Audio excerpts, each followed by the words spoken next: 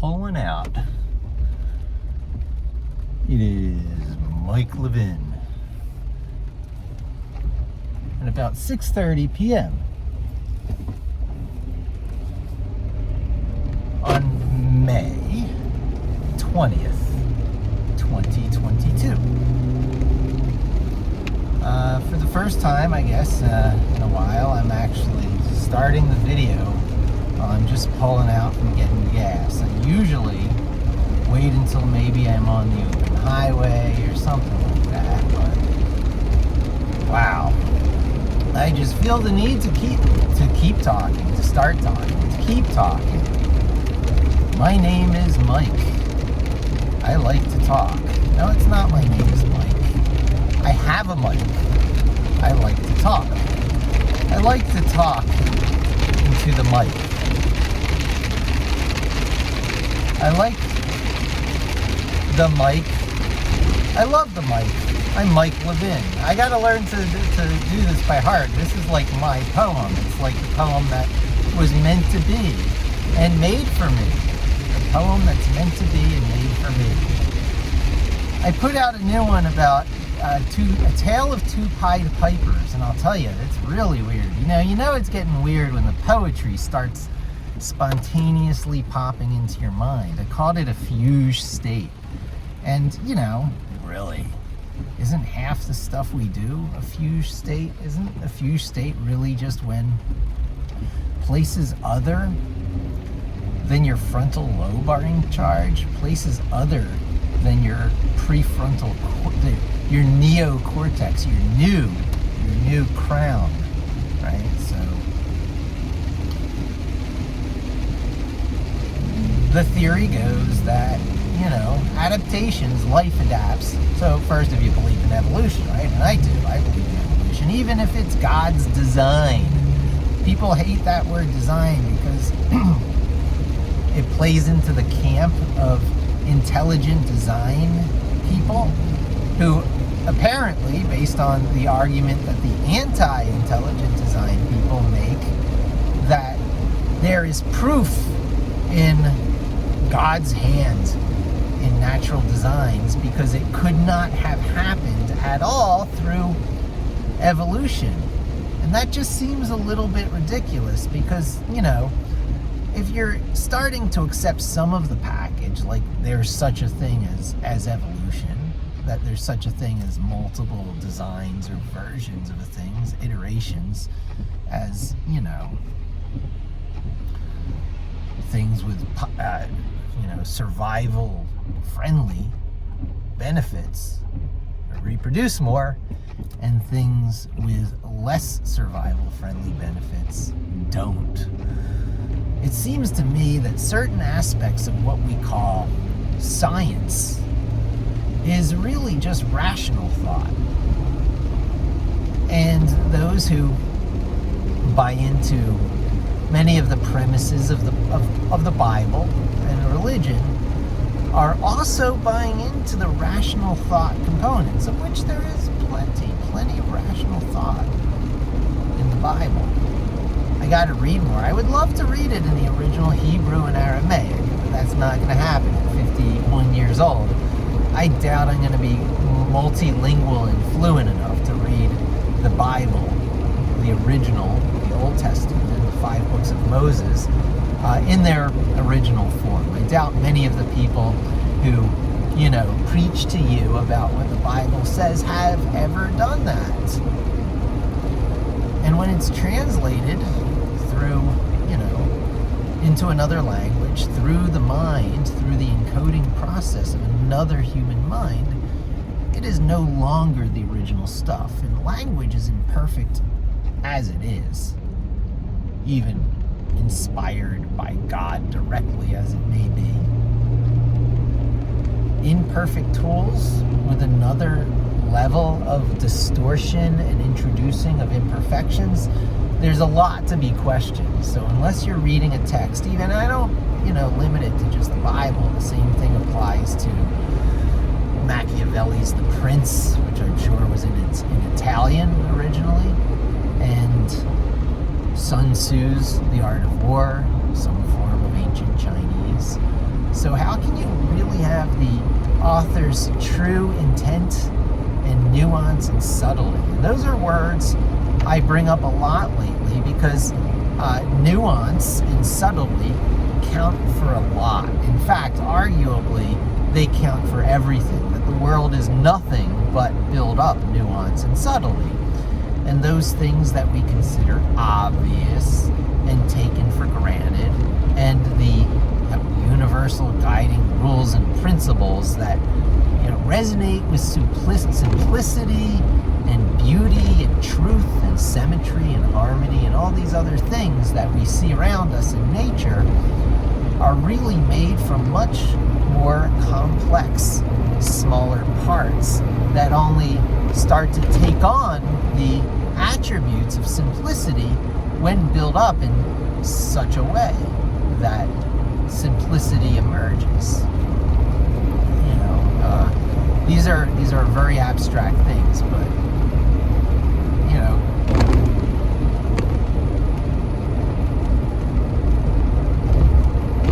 orbits, things orbiting around each other, instability, in stability. There's some channeling for you. When things appear to be stable, have always been that way, appear to look like they always will be that way, you certainly have something that is either a sine wave or a cosine wave. You have something that is in orbit around another thing whose natural movement is a circle, but when plotted with certain dimensions along certain axes, is going to come out as an oscillation, as an oscillating wave. And that oscillation has so little variance from cycle to cycle, it seems like it's going to be that way forever, but it's really based on a deteriorating orbit. So it's not going to be that way forever.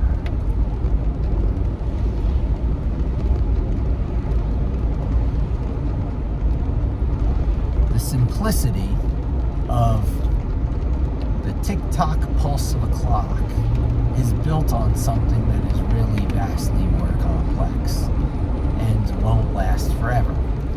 So, does that invalidate the timekeeping characteristics of the tick-tock of a clock? No, of course it doesn't, because of time frames and time scales, perspectives, points of reference. From our point of reference of a human life, you may have to worry about climate change, and that's a maybe. And it's a rich people problem, because the first things to go is going to be the waterfront properties, right? So, live in Otisville. We have a regular cycle of climate change which normally swings cold, given its own accord. Of its own accord, the climate swings cold in a ice age, new ice age, the age of glaciers, the frozenness of the North and the South Poles creeping down around the entire planet. Until such time as the tipping point, Gore talks about the tipping point 2050 or whatever.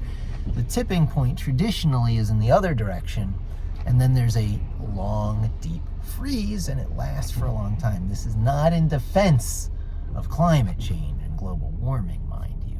However, it is anthropologically interesting that one of the side effects of a meta-civilization, a meta-culture, a culture that's aware enough of itself so that their changes on the world, the environment, and thus the world from generation to generation are so big that it can be noticed on a global basis, that it can have, global climate changing abilities towards warm.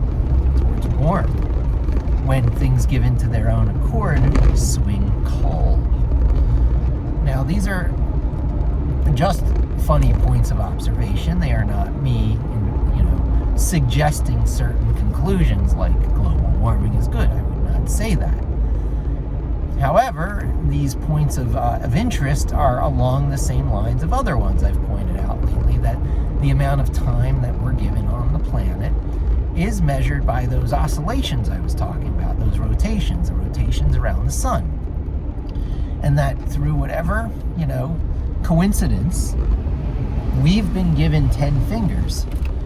And if you assign 10 fingers for every finger, we're given 10 times 10 rotations around the sun, approximately. Now, certainly, an average lifespan is not 100 years, but perhaps it should be. Perhaps the grand design is telling us that that may be the goal that we should be shooting for. That living a healthy and righteous lifestyle should give us about 100 years. Eat well, sleep well, and laugh well, right? I think those are probably, and hydrate well. Is that under eat well?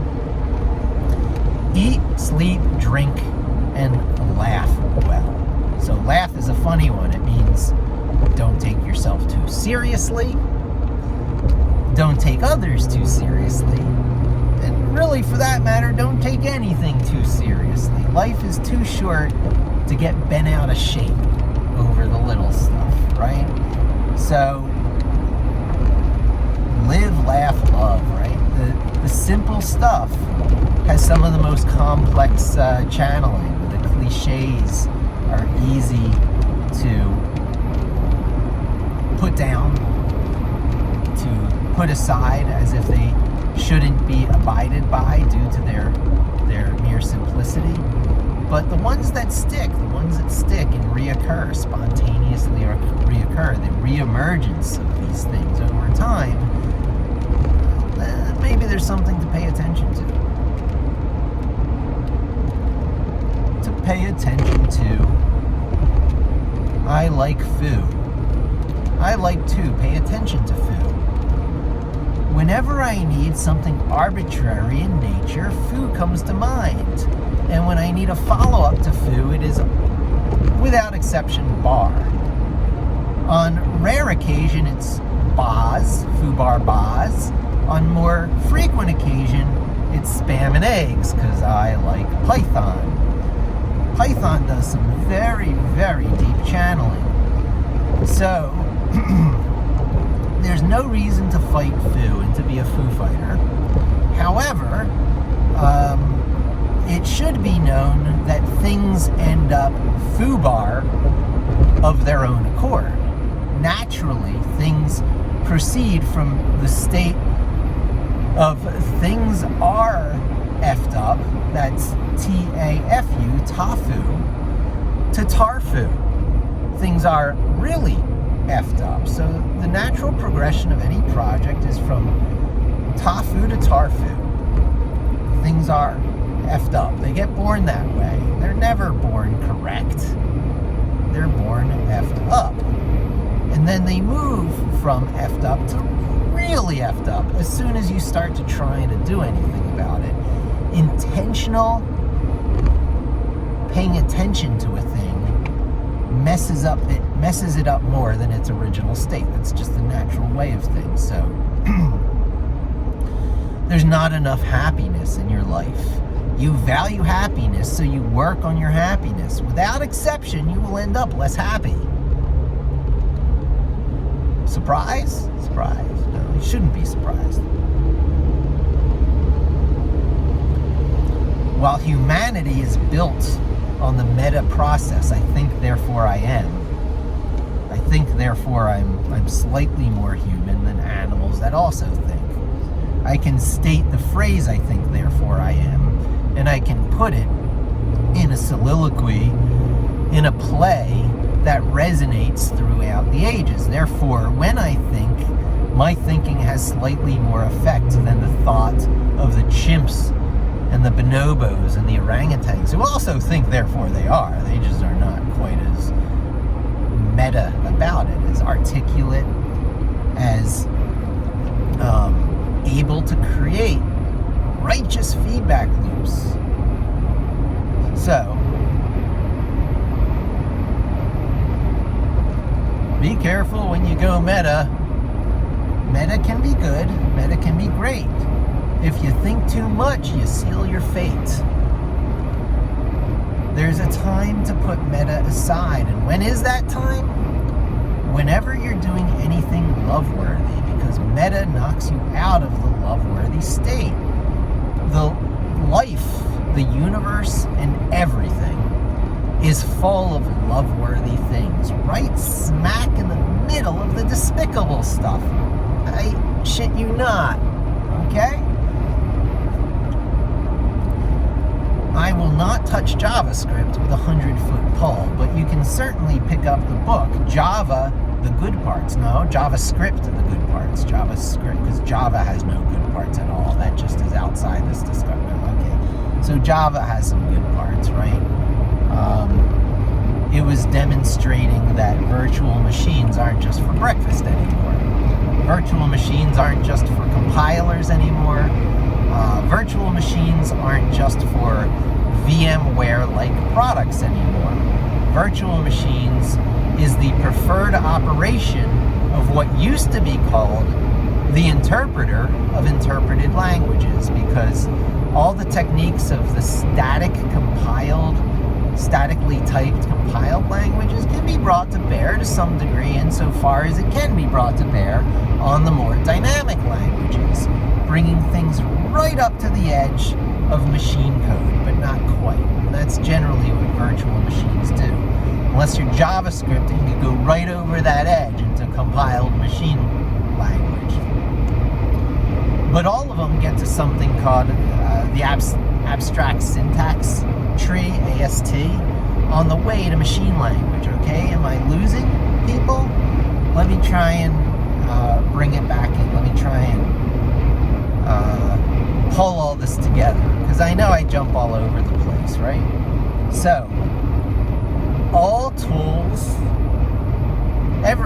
everything's a system around you. There's systems and systems and systems and systems and hierarchies and nested systems, and they get built up. And so these systems are the very things that I'm talking about that are full of nuance and subtlety that make a big difference. But when they're built up in just such a way, a system can make simplicity seem to emerge. So it's all systems, from the standard model of physics to the ununified parts of human consciousness.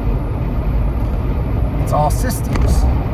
So it's a very abstract word that's used to stand for a lot of things, but it's the best we got, so we use it. Tools.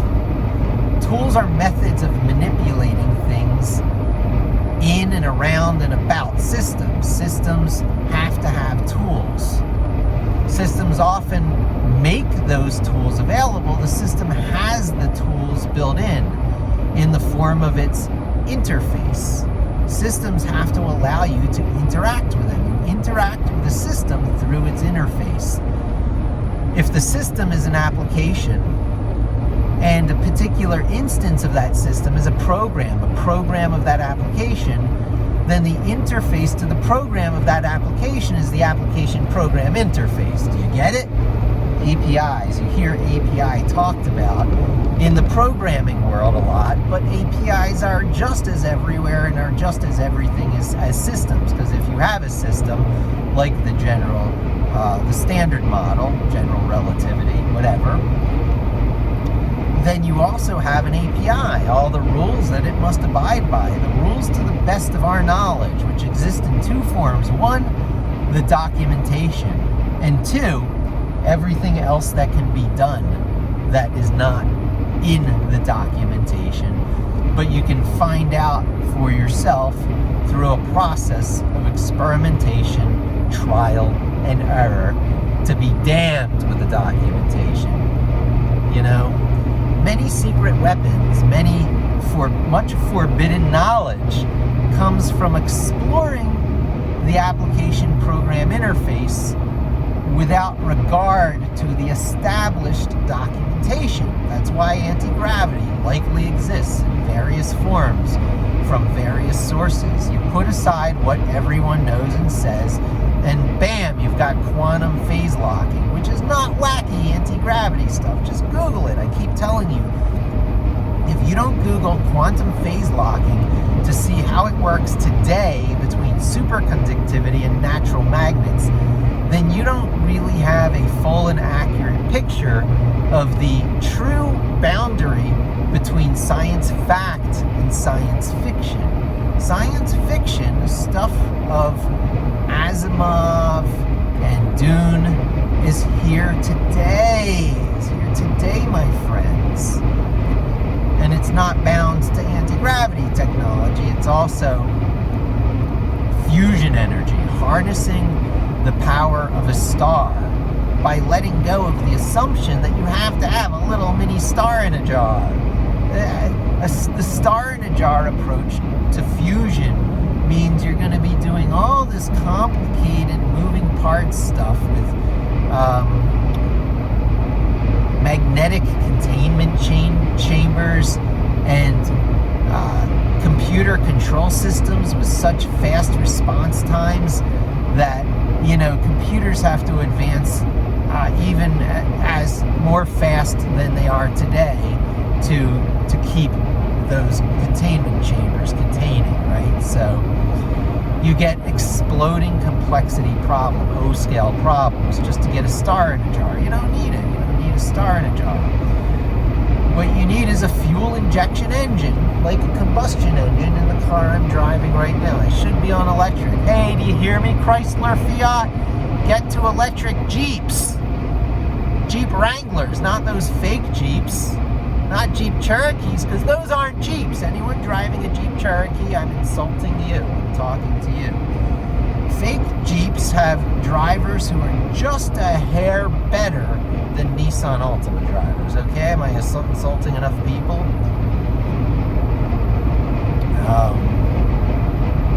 Jeep Wranglers are channeling a deep and powerful energy that started maybe somewhere around World War II, you know, over half a century ago, and has continued to be channeled ever since in a car that is built with overcapacity so that people like me could put under demands. If you put, you'll never, the sure formula for misery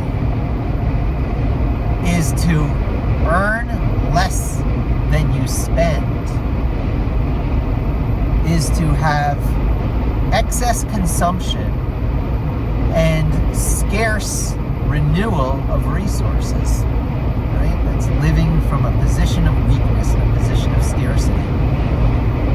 The sure path to happiness, on the other hand, is to earn or to produce or to generate more than you consume. So you're always operating from a place of excess. Now, I'm certainly not doing that, not from a financial standpoint. But I half think that I sabotage myself subconsciously so that I don't have the safety net, so that I push myself. I've always looked down on things like Sam Walton's kids, who were just born into it with such excess capacity that they will never truly challenge themselves. Chemical changes will not happen in their brain that happen in other people's brain. It's not merely complacency of having a safety net, but chemical changes that happen in your brain, the same way that, you know, Jordan Peterson's lobsters, the loser lobsters, send, you know, chemicals out in their body that starts to rewire how their brains work. It's a different brain after a lobster has lost, you know, rival confrontation a few times than it was before it started. Cocky lobsters have different brains than loser lobsters, right? So this surely happens in humans in different ways because we have neuroplasticity, maybe not quite so much as a crustacean, but it's there.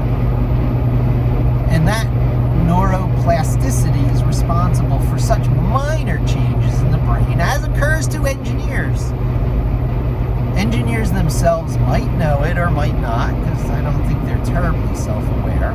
But the husbands and wives, the spouses of engineers, know that their engineer spouses are a slightly different kind of human being than those of, say, the sales and marketing inclined, those of the social worker inclined, those of the, well, I wanted to say artistically inclined, but I do not think that is true. I think a talented engineer, I think that art, the ability to create human artifacts, in other words, creativity, is a potential attribute of any field, from engineering to all forms of sports and athletics to, sales and marketing and many things that people do not normally attribute artistic qualities. Artistic qualities is in everything, even in artistic thievery, which is on my mind a lot. The greatest git of all time is an artistic thief. Who is the greatest git of at least our time, if not all time? The greatest artistic git is the man who made, there you go, art. The man who made git, who stole it from a guy named Larry, who made BitKeeper. BitKeeper? Is it BitKeeper? I always get these things confused. There's Microsoft's built-in encryption, which has a very similar name to what the source control management system. It used to be called SCM systems, source control management.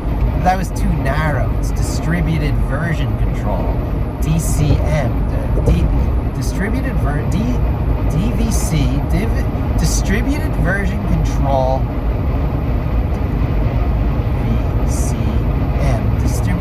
version control management. Because you're managing the version control over a distributed system. All right, so it's actually,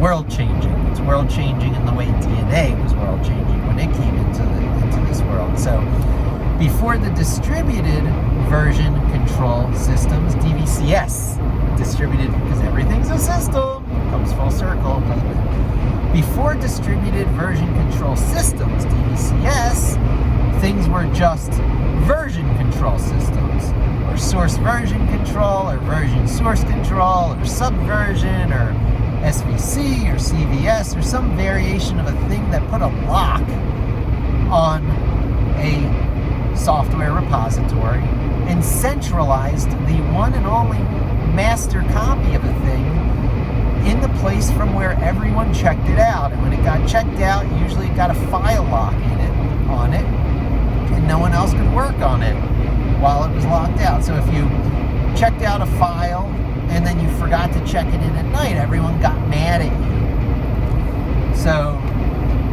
this could not stand. The center could not hold.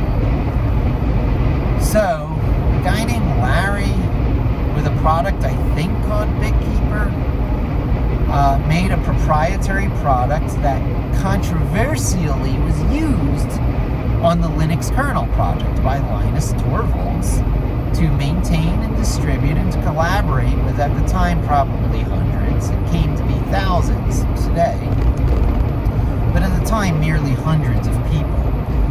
So it couldn't have those file locks. It couldn't have the situation of someone checking out a file. So the D got added in. It's the distributed version control system. And when conflicts occurred, as they would, there were algorithms, known algorithms, to resolve the conflicts. And the person who got stuck with the conflict should have known better than to cause the conflict. So tag you're it. It's now your responsibility to go through the file that has the conflicts that are tagged. Tagged conflicts. You load up the text file. It says, here's where there was a conflict. Here's one version. Here's the other. Choose which one to keep. And there's even software which would let you step through the conflicts and choose which to keep. And by the time you were done, you will have merged the conflicts. And sometimes it can be done automatically, automatic conflict merge resolution or some such. But the world was changed. There was now distributed version control systems. And proprietary, but, made available to the Linux project became proprietary and no longer made available, at least not for free, to the Linux project. So, a certain gentleman, who at this time was probably still thought of and referred to as a gentleman, decided he didn't need no bookkeeper, and he could tell Larry where to go. And he would do exactly as he did to Unix to bookkeeper. Linux is to Unix what Git is to bookkeeper. Joe boy, I hope I have that name right, or I've got a really effed up video. The machine learning systems can come in the future and search and replace if I got product names wrong. So, Linus, who had named Linux after himself, as he did, also decided to name this new distributed version control system, which was copied from the proprietary version of the day that he was cut off from, at least free use. And so whereas Linux was named after Linus, Git was named after that Git who just copied that proprietary stuff, who previously might have been a gentleman, but now was certainly being referred to as some sort of Git. To add insult to injury, the command Git, the way that you use the command, the application's program interface was made deliberately hard. Head, caret, caret, caret, caret, caret, caret, caret. And in the spirit of all things Unix and Linux, the jokes run deep. Git revert hard, head, head, head, head, head, head, head. It's almost as deep of a joke as the deepness of Microsoft's backslashes. Backslash, backslash, backslash, stash. Git revert minus minus hard, uppercase H, uppercase E, uppercase A, uppercase D, caret symbol for 1 commit ago, 2 carets for 2 commits ago, 3 carets for 3 commits ago, and so on. 4 1,000, 5 1,000. Let me count the ways, as Roger Rabbit would say.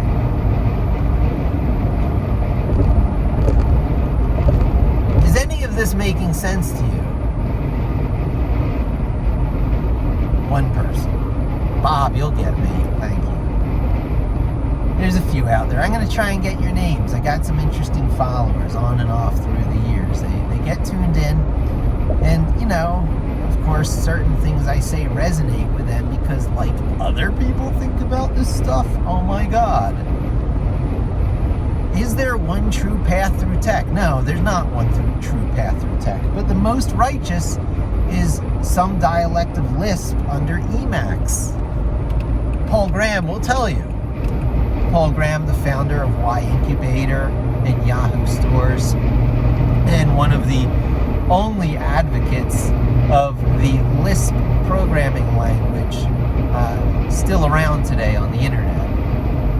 Most of the people from the MIT Media Lab, where this stuff was invented, not really around today. And they've been browbeaten because of the cold winter, the cold winter of AI, I don't know, there's some crazy language. Because, is it Scott McNeely? And there's another guy, there's 2 of them. There were 2 compatriots who were the advocates of Lisp, Lisp software, Lisp hardware, Lisp text editors. lisp everything, who made accurate quotes. They set the expectations right. Now that we have this stuff, the emergence of intelligence, machine learning, artificial intelligence will be here anywhere between 4 years and 40. 4 years and 40 years. 4 years and 400 years. 4 months and 400 years. 4 hours and 4,000 years. Somewhere.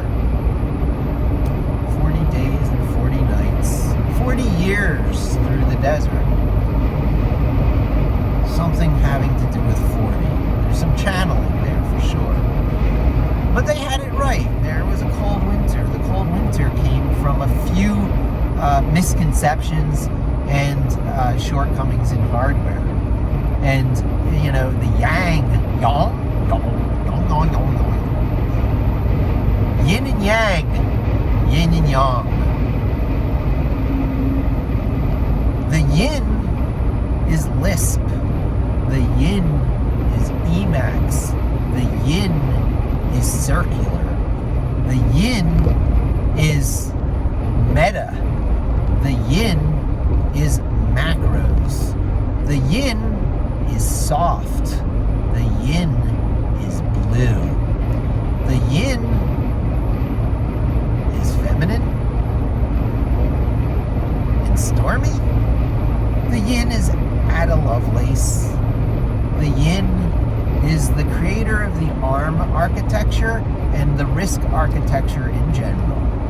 The yin is MIT and the Media Lab.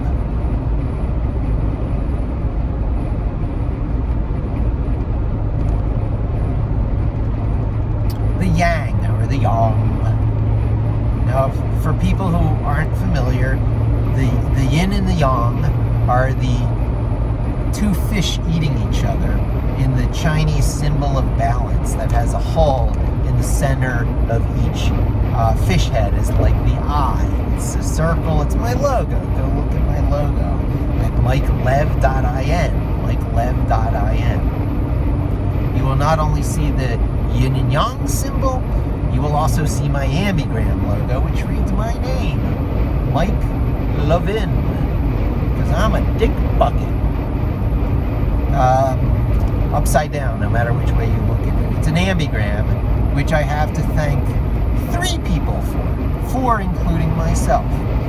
While it is true that some of the ligature solutions in my reversible logo came from, even though they might not remember it today, but I have the paper that they sketched on, 2 of my buddies who immediately went into a contest with each other because they saw my short version of my name, my nickname, Mike Levin, was particularly suitable for what's called an ambigram, a reversible logo. So, the reversible logo was made popular by 2 people. One, something like Kim something, I don't know, Harry Kim, I forget exactly his name, but he was the original one that you would find looking at it on the internet. The other one was my college professor, who, Dan Brown, the writer Dan Brown, who wrote Angels and Demons and a couple other books of some popularity, which Tom Hanks played the character of Robert Langdon in, right? Tom Hanks played a character called Robert Langdon, kind of an Indiana Jones, but without the whip. He's a anthropologist adventurer, a language expert adventurer. And Robert Langdon is named after my old college professor, John Langdon. John Langdon, who contributed the reversible logos of the Illuminati in Dan Brown's book, Angels and Demons, including the Earth, Air, Fire, and Water fabulous Illuminati, which was on a brand. And it's so well done, so expertly executed, that it has many people believing that this really must have been an ancient symbol made through lost ancient wisdom of a secret invisible hand organization that rules the world. No, it's just the work of my old college professor, John Langdon, who who does these things for fun. So, under John Langdon's tutelage, my friends Mike Welsh, I'm sorry for your loss. I feel you. And Chris Simon, mind that Bitcoin, sending kudos your way, would be sending processing power your way. The discussion will come full circle up to the kind of processing power you covet for your Bitcoin mining, Chris Simon. And maybe I'll put their links, because Chris could maybe use the traffic on his latest endeavors. Mike Welsh, on the other hand, keep moving forward. You touched me, man. I'm moving forward. Lost both of my parents long ago through unfortunate circumstances. My dad dropped dead on the week of my graduation from college, where I went to college with Mike Welsh and Chris Simon. They were both either at the funeral or commiserating with me, and I really deeply appreciated it. So these were my formative times, more or less. I think I was fairly formed by about 14 years old. I'm like these snotty kids who know it all at 14 and are happy. And I kind of got stuck in that state. I had one of my first serious girlfriends, even though that only lasted 6 months. So, and that was after I was 26, 27 years old. I don't know. So my first serious girlfriend wasn't until I was in my mid to late 20s. I commented on this to her, and she said, "Is that a good thing?" And I'm like, note to self. Doesn't like the fact that I've been happy with myself for the majority of my life. I fancy myself as a dynamic personality, but in reality, I am really quite static. I am a static person projecting left and right, wishing I was a dynamic personality. That's about right. And I work very hard to to soften up those parts that need to be recast. I put irons in the fire to get myself malleable again. Malleable again. Like I was at maybe 12 or 11 or 10 when I was being peed on and all my possessions were being peed on. Sometimes quite literally, because I could have nothing good. I could have nothing good, right? So that's basically my childhood. Nothing good got for me in the first place because nothing good could be got for me without it blowing up.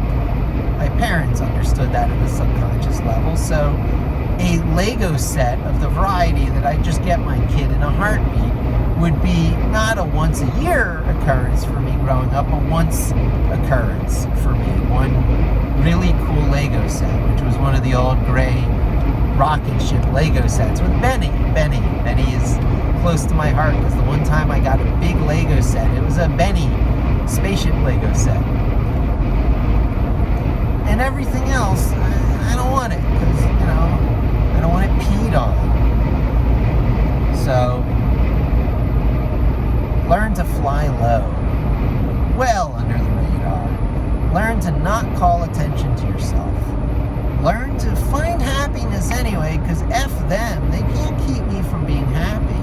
But happiness is a secret flower. Happiness is a secret garden. Success by most people's measures? Stupid! Lightning rod, are you kidding? Everyone is gunning for you. // Don't be too successful in the public eye. It's not good for your soul. Especially not early, because that safety net is not good for the soul. You'll become a rotten person. You won't know yourself. Empty people. Challenge yourself. Value other things. Value things that are internal inside of you that they can't take away from you. These things naturally, as anyone following me know, I feel, are knowledge of Linux, because / is good, / is bad. 4 legs good, 2 legs bad. / good, / bad. And I don't say that in a really, trying to corrupt communism sort of way. It's just how I feel.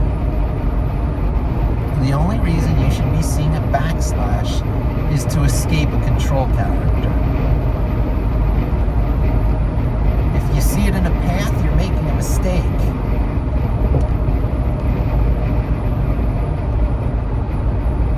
Linux. That sums it up, really. Keep your slashes forward.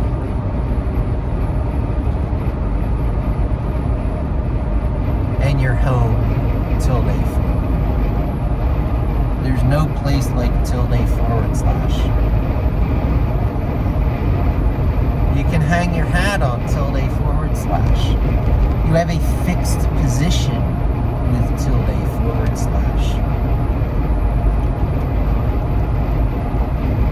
There's a lot of symbolic significance and links that can be made to tilde /. I could go on with geek jokes, but I'll get to Python. Python. The pulsing python of love, as Robin Williams would put it. God bless him. The hiding of original omega, alpha to omega, the yin to the yang. The yin is the alpha because A's are sharp and linear. I didn't even enumerate the yang stuff. I'll get to it. A's are linear. Alpha males are yang in nature. A lot of linear stuff there, if you know what I mean. Hard. Rigid. Green and horny. Shiny.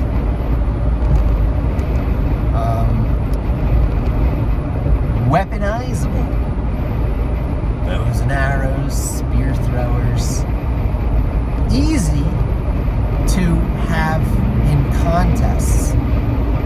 Spear throwing, the Olympics, javelins. Literal, hyper-literal in interpretation. Things can be measured. Things are X units long. Some things are longer than others.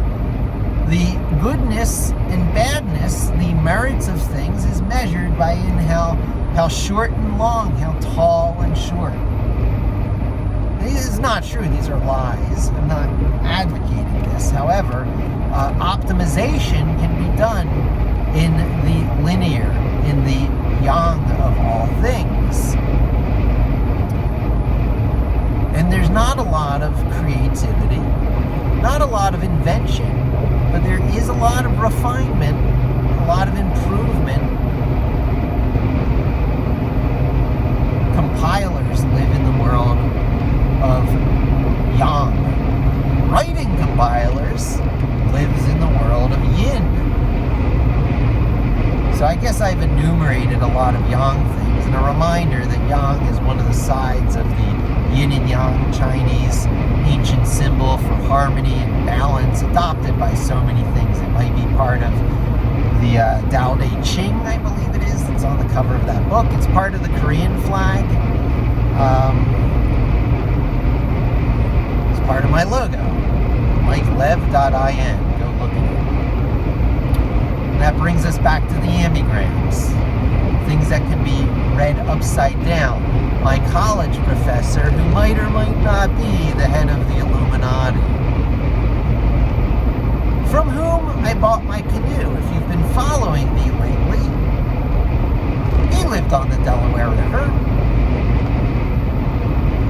I moved to live on the Delaware River, more or less. I mean, I've been in Stroudsburg. I'm about to move back to New York from there to the the Staten Island. And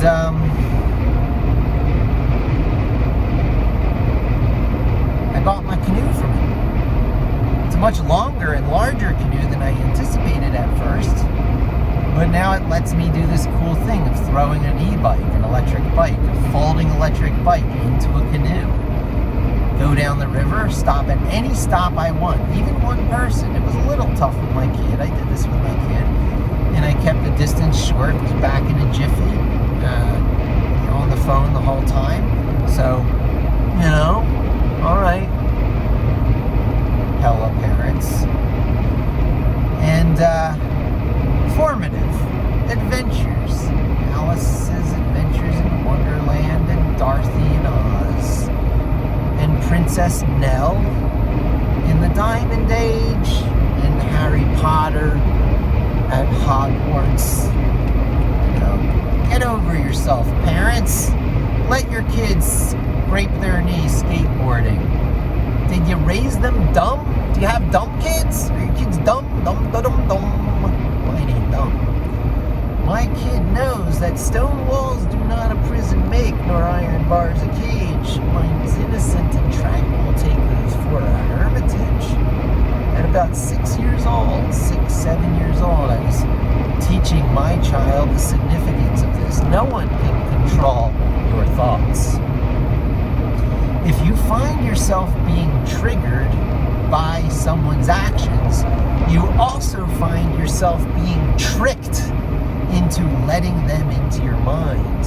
And you have suffered a loss. That is defeat when you allow yourself to be triggered by other people's behavior. Protect who you are. Have an involatile inner core that you can protect from like the age of 14 years old in a way that your girlfriends or boyfriends or spouses will criticize you for because they feel they can reach into your head and do some molding. I wish I could do that alternating eyebrow thing. Groucho Marx. You can and should allow things into your mind to change you. You can and should allow your Carl Jungian shadow to emerge. But you should not let it rule you. You should allow it to emerge under controlled conditions. You are Dr. Jekyll. The doctor is degreed.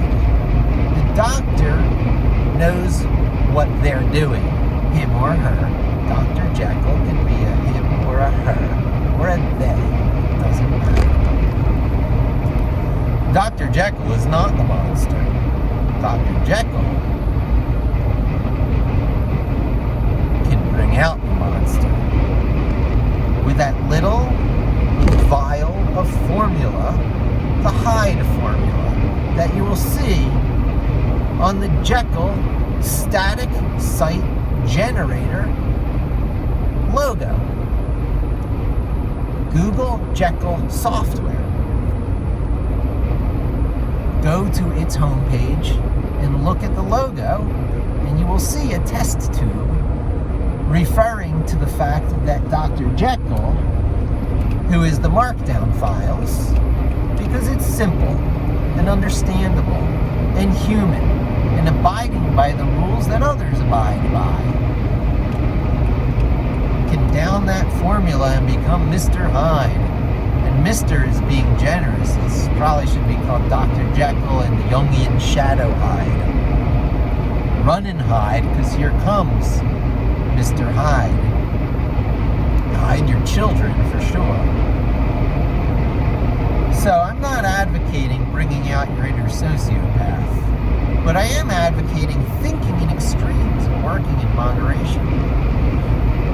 Extremes being in touch with your Jungian shadow, knowing what that you fear to face, that you fear to admit is actually there, has to say, because you will find they're perhaps not an actual psychotic psychopath, the worst kind, uncontrollable, remorseless, taking joy in the suffering of others, lacking empathy, even at an intellectual level. No, don't let those things out. Don't even entertain those things.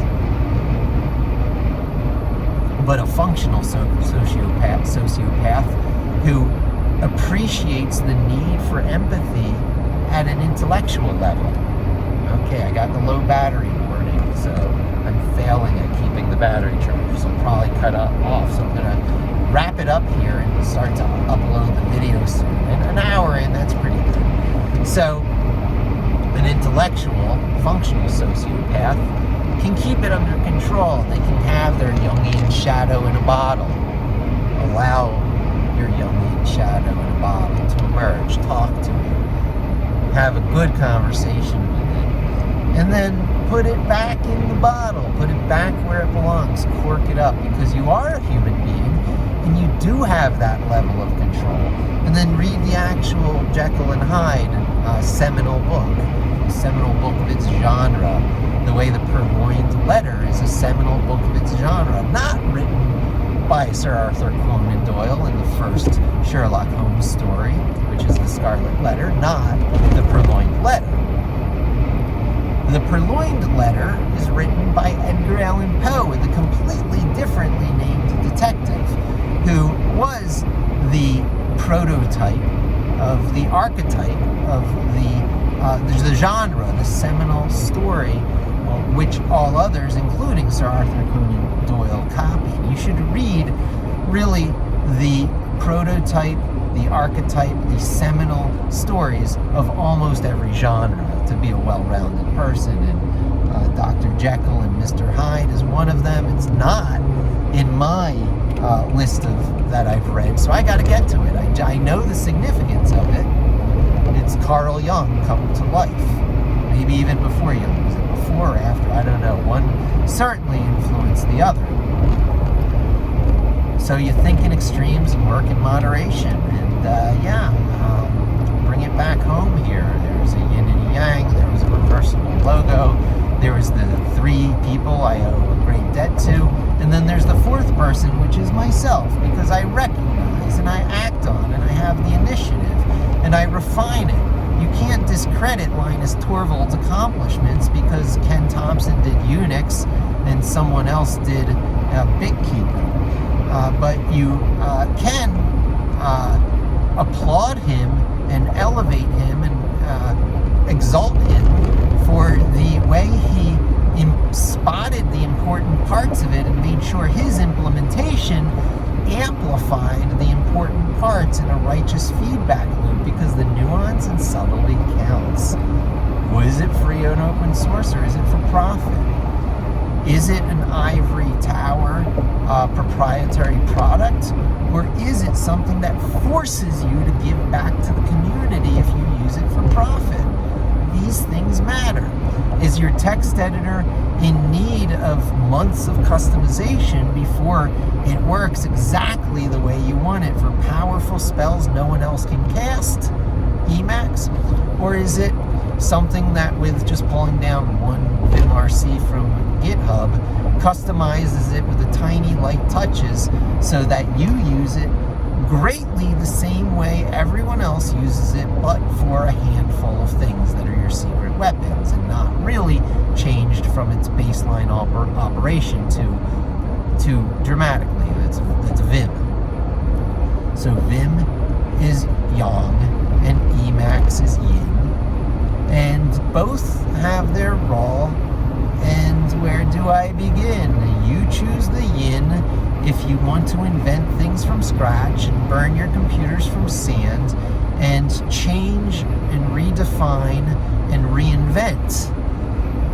Gravitate towards the Yang or the Yang if you want to optimize, if you want to work mostly the way others do, if you want to get the advantage of the mainstream and the benefit of the 80-20 rule, and to have the preponderance of things on your side, to not convince people of the true path. And so I forge a true path through the Yang-like tools of Linux, Python, Vim, and Git. Python is more Yin-like than it's given credit for, because Python itself hides the fact that it's a yinny language and a very yangy name. So get over that. It's in the vibrating edge between yin and yang. And Linux is kind of vibrating edge too, but leans towards yang because it's compiled C language and it's Unix as opposed to Lisp and a bunch of other things. So Linux, very yang-like. Python, vibrating edge between yin and yang. Vim, very yang-like. And Git, there could be nothing more yang-like. Honestly, I would rather not have it in my life than have it in my life. It was so yang-like as it is. Mercurial was a little bit more yin-like because it was an API-compatible version of Git, basically. But that was written in native Python, but for a few optimized bits. So you could tear it apart and reinvent it and use it in all kinds of righteous ways in your product, which is kind of yang-like in nature. So anyway, I could go on forever, but I just passed over an hour and the battery's going to be killing my phone anyway. So thanks for joining me. Don't forget the thumbs up. I should say that at the beginning. Who's going to see it here? Hope to see you again soon. And don't forget to subscribe.